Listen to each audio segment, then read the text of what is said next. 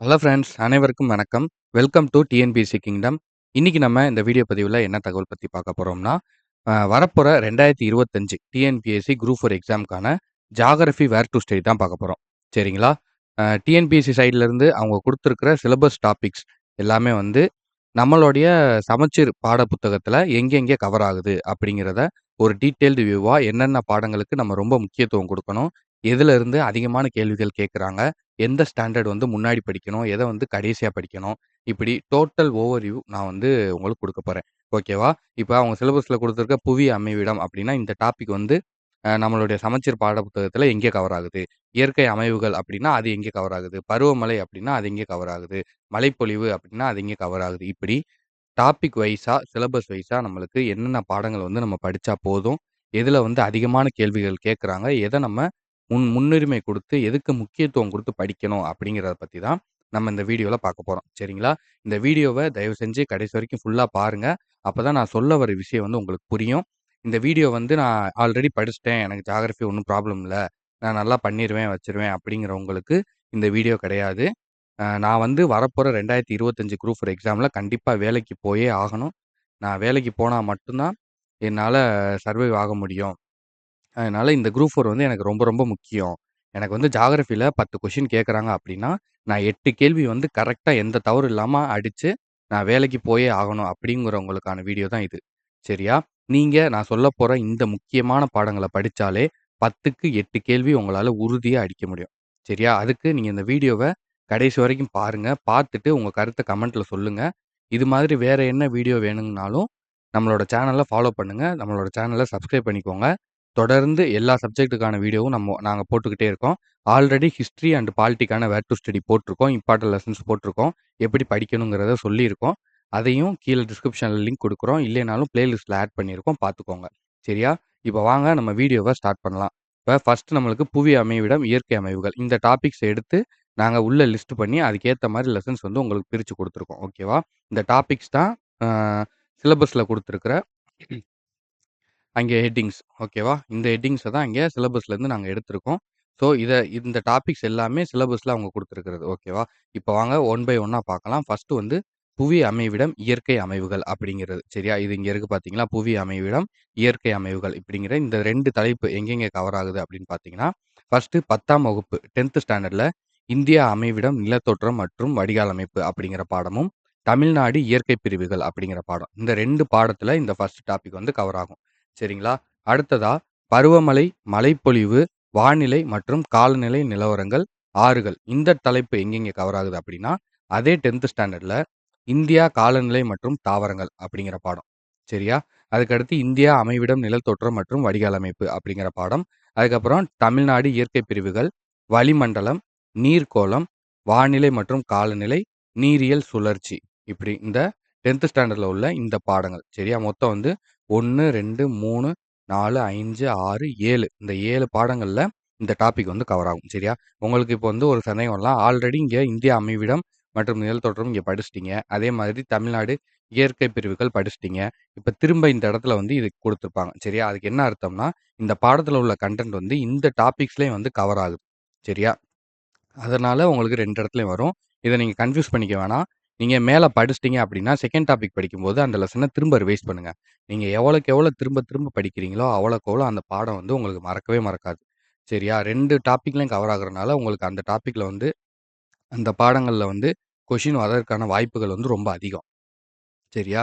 அதனால திரும்ப இன்னொருக்க ரிவைஸ் பண்ணுங்க. அடுத்ததா 3வது டாபிக். மண், கனிம வளங்கள், இயற்கை வளங்கள். சரியா? இது வந்து 10த்ல வேளாண்மை கூறுகள், தமிழ்நாடு மானுட புவியியல், தமிழ் அப்படிங்கிற 2 பாடங்கள்ல கவர் ஆகுது. சரியா? இந்த இடத்துல வந்து மிஸ்டைப் ஆயிருக்கு. சாரி. கரெக்ட்டா நோட் பண்ணிக்கோங்க. இதே தான் இங்க வந்து திரும்ப டைப் ஆயிருக்கு. வேளாண்மை கூறுகள், தமிழ்நாடு மானுட புவியியல் இந்த 2 பாடம். இதுல இன்னொரு விஷயம் என்னன்னா, இந்த தமிழ்நாடு இயற்கை பிரிவுகள், அதுக்கப்புறம் இந்த தமிழ்நாடு மானுட புவியியல் இப்படிலாம் வருது பார்த்தீங்களா?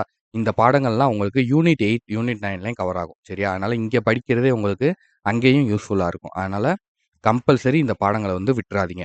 அடுத்து 6த் ஸ்டாண்டர்ட்ல வளங்கள், 7த் ஸ்டாண்டர்ட்ல வளங்கள், அதுக்கப்புறம் 7த்ல நிலத்தோற்றங்கள் அப்படிங்கிற பாடம். 8த் ஸ்டாண்டர்ட்ல பாறை மற்றும் மண், தொழிலகங்கள் அப்படிங்கிற பாடம். இதெல்லாம் ரொம்ப சின்ன சின்ன பாடங்கள் தான். இந்த பாடங்களுக்கு எல்லாமே எக்ஸ்ப்ளனேஷன் வந்து நம்மளோட சேனல்ல போடுறோம். உங்களுக்கு எந்த பாடங்களுக்கு வேணுங்கிறத கீழ கமெண்ட்ல பண்ணுங்க. இந்த ஸ்டாண்டர்டு இந்த பாடத்துக்கு வேணும் அப்படின்னு நீங்க கீழ ஸ்டாண்டர்டையும் பாடத்தினுடைய பெயரையும் வந்து கமெண்ட் பண்ணுங்க. அதுக்கான explanation video, previous year question, test எல்லாமே வந்து நம்ம குடுத்துருவோம். ஓகேவா? அடுத்ததா 9த்ல நிலக்கோலம் 1, நிலக்கோலம் 2 சரியா? இதெல்லாம் சும்மா நீங்க ரீட் பண்ற மாரி தான் இருக்கும். சரியா? அடுத்து நான் கடைசியா சொல்றேன்னு சொல்லியிருக்கேன். எந்த ஸ்டாண்டர்டுக்கு நீங்க இம்பார்ட்டன்ஸ் குடுக்கணும், எதுல அதிகமான கேள்விகள் கேட்கறாங்க அப்படிங்கிறத நான் கடைசியா சொல்றேன். வீடியோவ ஃபுல்லா பாருங்க. அடுத்து 4வதா நம்ம பார்த்தோம்னா, காடு மற்றும் வன உயிரினங்கள், அதுக்கப்புறம் வேளாண் முறைகள். சரியா? இதெல்லாம் எங்க இருக்குன்னு நீங்க தேடாதீங்க. இதுதான் வந்து உங்களுக்கு குடுத்திருக்கிற சிலபஸ். ஓகேவா? புரியலைன்னா கீழ கமெண்ட் பண்ணுங்க. இத பார்த்தீங்களா? கனிம வளங்கள், இயற்கை வளங்கள் பார்த்தோமா? இப்ப காடு மற்றும் வன உயிரினங்களுக்கு வந்திருக்கோம். சரியா? இத பாருங்க வேளாண் முறைகள். இதுல வந்து 10த் ஸ்டாண்டர்ட்ல வந்து இந்தியா காலநிலை மற்றும் இயற்கை தாவரங்கள், அதுக்கப்புறம் வேளாண்மை கூறுகள், அப்புறம் தமிழ்நாடு இயற்கை பிரிவுகள், தமிழ்நாடு மானுட புவியியல். இந்த 4 பாடம். 10த் ஸ்டாண்டர்ட்ல இந்த 4 பாடங்கள் படிக்கணும். சரியா? 9த் ஸ்டாண்டர்ட்ல ஒரே ஒரு பாடம் மனிதனும் சுற்றுச்சூழலும் அப்படிங்கிற பாடம். சரியா? இது மட்டும் தான் இந்த 4வது டாபிக்கு. அடுத்ததா 5வது டாபிக் போக்குவரத்து தகவல் தொடர்பு அப்படிங்கிறது. சரியா? இது எங்க இருக்குன்னு பாருங்க. Second point. போக்குவரத்து தகவல் தொடர்பு. இது வந்து எந்தெந்த பாடங்கள்ல கவர் ஆகுது அப்படின்னா, 10த்ல இந்தியா மக்கள் தொகை, போக்குவரத்து, தகவல் தொடர்பு மற்றும் வணிகம் அப்படிங்கிற பாடம். அதுக்கப்புறம் அதே 10த் ஸ்டாண்டர்ட்ல தமிழ்நாடு மானுட புவியியல். இந்த மானுட புவியியல்ங்கிற பாடம் இதோட 3வது வாட்டி ரிப்பீட் ஆகுது. அப்ப பார்த்துக்கோங்க அந்த பாடம் வந்து எவ்வளோ இம்பார்ட்டன்ட் அப்படிங்கிறது. சரியா? அடுத்து 7த்ல சுற்றுலா அப்படிங்கிற பாடம். இந்த பாடத்தோட இந்த 5வது டாபிக்கான பாடங்கள் முடியுது. சரியா? அடுத்து 6வது பாயிண்ட் பார்த்தீங்கன்னா, அடுத்து என்னன்னா, தமிழ்நாடு மற்றும் இந்தியாவில் மக்கள் தொகை அடர்த்தி மற்றும் பரவல் அப்படிங்கிற டாபிக். இது எங்கெங்கே கவர் ஆகுது. இந்தா இருக்கா? இந்தியாவில் மக்கள் தொகை அடர்த்தி. 10த்ல இந்தியா மக்கள் தொகை, போக்குவரத்து, தகவல் தொடர்பு அதே பாடம்.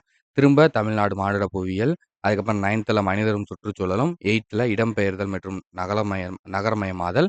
7த்ல மக்கள் தொகையும் குடியிருப்புகளும். சரியா?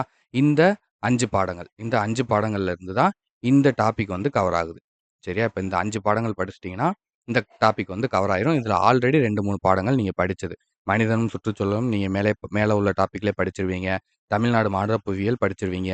இந்தியா மக்கள் தொகையும் படிச்சிருவீங்க. சரியா? அப்ப நீங்க திரும்ப திரும்ப ரிவைஸ் பண்ற மாரி தான் இருக்கும் இந்த பாடங்கள் எல்லாமே. அடுத்து 7வதா பார்த்தோம்னா, இன்னும் பேலன்ஸ் என்ன இருக்கு? பேரிடர், பேரிடர் மேலாண்மை, சுற்றுச்சூழல், பருவநிலை மாற்றம். சரியா? இதுக்கு இந்த பாடங்கள் எங்கெங்க கவர் ஆகுது? இந்தா இருக்கா? எங்கெங்க கவர் ஆகுது அப்படின்னு பார்த்தோம்னா, 10த்ல தமிழ்நாடு இயற்கை பிரிவுகள் அப்படிங்கிற பாடம். 6த்ல பேரிடரை புரிந்து கொள்ளுதல் அப்படிங்கிற பாடம். 8த்து இடர்கள், அதுக்கப்புறம் 7த்லயும் இயற்கை இடர்கள் அப்படிங்கிற பாடம் இருக்கும். 9த்லயும் பேரிடர் மேலாண்மை. இது எல்லாமே வந்து இந்த பேரிடர் சம்மந்தப்பட்டது தான். 6த்லேருந்து 9த் வரைக்கும் இந்த எல்லா பாடங்களுமே வந்து பேரிடர் சம்மந்தப்பட்டதா தான் இருக்கும். சரியா?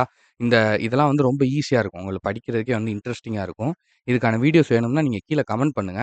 நம்ம வந்து இதுக்கான வீடியோஸ் வந்து எக்ஸ்ப்ளனேஷன் வீடியோ வந்து ரெடி பண்ணி போடுவோம். சரியா? இப்ப இந்த பிடிஎஃப்ப வந்து ஒரு நோட்டு, பென் எடுத்து ஃபுல்லா வந்து எழுதிக்கோங்க. சரியா? வீடியோவ பாஸ் பண்ணிட்டு எல்லாத்தையுமே தெளிவா எழுதி வச்சுக்கோங்க. அப்பனா தான் நீங்க முடிக்க முடிக்க ஒவ்வொன்னா வந்து டிக் பண்ணிக்கிட்டே வரலாம். சும்மா வீடியோவ பார்த்ததோட மட்டும் விடாதீங்க.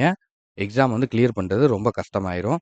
நம்ம எடுத்து பென் எடுத்து, நோட் எடுத்து எழுதி அத வச்சா மட்டும் தான் நம்மனால வந்து அத ஃபாலோ பண்ண முடியும். ஸோ, அதனால எழுதுறதுக்கு எப்பவுமே சோம்பேறித்தனம் படாதீங்க. நம்ம வந்து ஒரு கவர்மெண்ட் அஸ்பிரன்ட். நீங்க நாளைக்கு ஒரு கவர்மெண்ட் ஆஃபீசர் ஆகப் போறீங்க. அப்படிங்கிறம்போது நீங்க எதுக்குமே வந்து யோசிக்கக்கூடாது. சரியா? எதுக்குமே வந்து யோசிக்கக்கூடாது. நீங்க முடிவு எடுக்கிறது வந்து ரொம்ப ஃபாஸ்ட்டா எடுக்கணும். படிக்கிறதுல சோம்பேறித்தனம் காட்டாதீங்க. நாளைக்கு அப்படின்னு நினைச்சு நீங்க இன்னைக்கு ஒரு நாள் தள்ளி போட்டீங்கன்னா, அது வந்து அப்படியே ஒவ்வொரு நாளா கால்குலேட் ஆகி கடைசியில எக்ஸாம்க்கு நாள் வரைக்கும் போய் நின்றும். சரியா? ஸோ, டயத்த வேஸ்ட் பண்ணாம வீடியோ பார்க்குறதா இருந்தாலும் ஃபாஸ்ட்டா வச்சு, வேகமா பார்த்துட்டு, இத டக்கு டக்குன்னு காப்பி பண்ணி எழுதிட்டு, என்னென்ன பாடங்களுக்கு இம்பார்ட்டன்ட் குடுக்கணுங்கிறத படிக்க ஆரம்பிங்க. இப்ப நான் வந்து என்னென்ன பாடங்களுக்கு இம்பார்ட்டன்ட் குடுக்கணும்னு சொன்னீங்களா? சொல்றேன்னு சொல்லியிருந்தேன். 10த் ஸ்டாண்டர்ட் ரொம்ப ரொம்ப இம்பார்ட்டன்ட். ஓகேவா? 10த் ஸ்டாண்டர்ட் வந்து ஜியோகிராஃபிய பொறுத்தவரைக்கும், நான் ஒவ்வொன்னுக்கும் இதே மாரி அந்த வீடியோல சொல்லியிருப்பேன். ஹிஸ்ட்ரிக்கும் சொல்லியிருப்பேன், பாலிட்டிக்கும் சொல்லியிருப்பேன். அந்த வீடியோஸ பார்த்துக்கோங்க. ஜியோகிராஃபிய பொறுத்தவரைக்கும் 10த் ஸ்டாண்டர்ட்ல நான் சொன்ன பாடங்கள் எல்லாமே நீங்க ஃபர்ஸ்ட்டு படிக்கணும். ஃபர்ஸ்ட்டே நீங்க 10த் தான் படிக்கணும். எல்லா டாபிக்கும். நான் அதனால தான் 10த் ஸ்டாண்டர்ட் பாடங்கள முன்னாடி வச்சிருப்பேன். 10த் ஸ்டாண்டர்ட நீங்க கம்ப்ளீட் பண்ணிட்டீங்கனாலே 75% நீங்க கம்ப்ளீட் பண்ண மாதிரி ஜியோகிராஃபில. உங்களுக்கு 10 கேள்விகள் ஜியோகிராஃபில கேட்கறாங்கன்னா, 7 கேள்விகள் 6லேருந்து 7 கேள்விகள் இந்த 10வது பாடத்திலிருந்தே வந்துரும். 3, 4 கேள்விகள் தான் இந்த 6த் டூ 9த்க்குள்ள போகும். சரியா? அதுவும் சின்ன சின்ன பாடங்கள் தான். அத நம்ம ஈஸியா கவர் பண்ணி விட்டுருவோம். நீங்க 10த்துக்கு அதிக முக்கியத்துவம் குடுத்து படிங்க. அதுக்கான டெஸ்ட் வீடியோ, எக்ஸ்ப்ளனேஷன் வேணும்னா கீழ கமெண்ட் பண்ணுங்க. அதுக்கான வீடியோஸும் வந்து நாங்க அப்லோட் பண்றோம். ஓகேவா?